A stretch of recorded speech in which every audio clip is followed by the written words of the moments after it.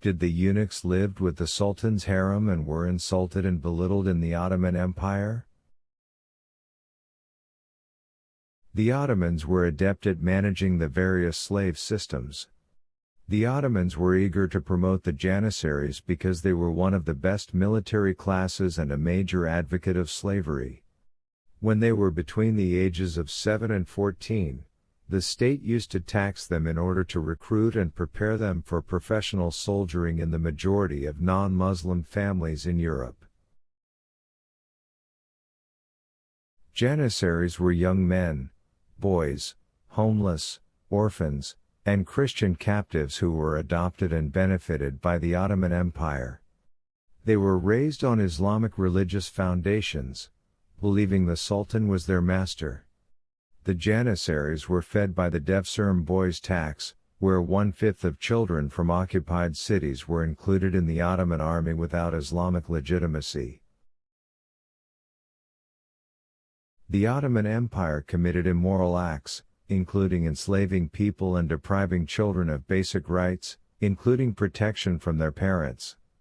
The Janissary army considered these children captives of wars with Byzantine and Eastern Christian kingdoms. This led to the Devshirme tax, a periodic tax collected from Eastern European Christians.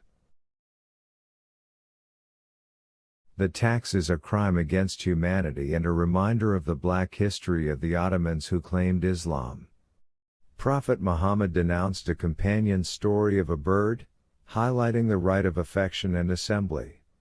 This raises questions about the dignity and freedom of the person Allah created, who should not accept oppression or submissiveness. The Ottoman Empire adopted a system of castration against the Agas, chiefs of servants, in the Sultan's palaces, despite Islamic Sharia's prohibition of castration. This illegal practice contradicted Islamic Sharia, as Prophet Muhammad stated there is no castration in Islam. The concept of castration in Ottoman society was a pernicious one, involving enslavement and oppression. If castration was the only crime, it would have been enough to convict the Ottomans of human rights violations and enslavement. The Ottomans ruled by conspiracy, brutality, and enslavement, with women being their primary targets. Their view of men and women reveals their complex internal issues. Castration was applied as a punishment to the Janissary soldiers, who deviated from military discipline, so if the abusive acts of the Janissary were repeated, they would be punished by law, and the eunuch judgment would be enforced.